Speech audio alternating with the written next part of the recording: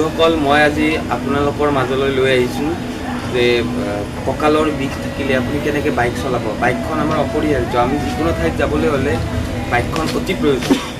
কিন্তু আপোনাৰ যেতিয়া কঁকালৰ বিষ হ'ব নতুবা আপোনাৰ যেতিয়া শ্লিপ ডিস্ক হ'ব, ডক্টৰৰ ওচৰত গ'লে তেতিয়া আপোনাক ক'ব যে শ্লিপ ডিস্ক হৈছে, আপুনি বহুত অজস্ৰ বিষত ভুগি আছে, তেতিয়া আপুনি কেনেকৈ বাইকখন চলাব।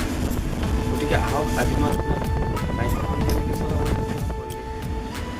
বন্ধুসকল মই এটা ডাঙৰ সমস্যাত পৰিছোঁ। আজি মই মোৰ চহৰত ইণ্টাৰভিউ এটা আছে, গতিকে মোৰ ইণ্টাৰভিউৰ আগত মোৰ আজি বহুত প্ৰচণ্ড কঁকালৰ বিষ আৰু মই তেতিয়া ইণ্টাৰভিউটোত যোৱাৰ বাবে মই কেনেকৈ যাব লাগিব আৰু বাইক লৈ নগ'লে মোৰ বহুত অসুবিধা হ'ব। চহৰ ইয়াৰ পৰা বহুত দূৰ, গতিকে মই বাইক লৈ যাবই লাগিব। মই কিন্তু মোৰ কঁকালৰ বিষ ৰোধ কৰি মই কেনেকৈ বাইক লৈ যাম আহক মই দেখাইছোঁ। লাহেকৈ বাইকখন লাহেকৈ চিধা কৰি লৈ তাৰপাছত ভৰিখন লাহেকৈ উঠাই দিব। লাহেকৈ ভৰিখন উঠাই দি আপুনি সদায় ষ্ট্ৰেট আপোনাৰ লাম্বাৰ পৰ্চনটো L5, এই লাম্বাৰ যিটো পৰ্চন আছে লাম্বাৰ পৰ্চনটো আমি ষ্ট্ৰেট ৰাখিব লাগিব যাতে আগলৈ ফৰৱাৰ্ড হৈ নাযায়।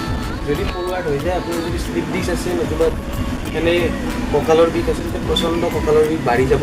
আৰু গতিকে আপুনি ষ্ট্ৰেট যাব লাগিব আগলৈ, যাতে ডমেষ্টিক বাইকত যাব লাগিব আৰু আপুনি স্পৰ্টছ বাইক ইউজ কৰিব নোৱাৰে।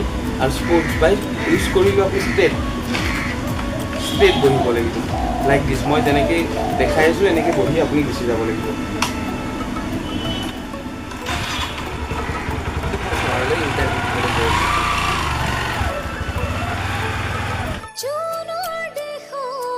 আমি একেলগে দুয়ো সাজি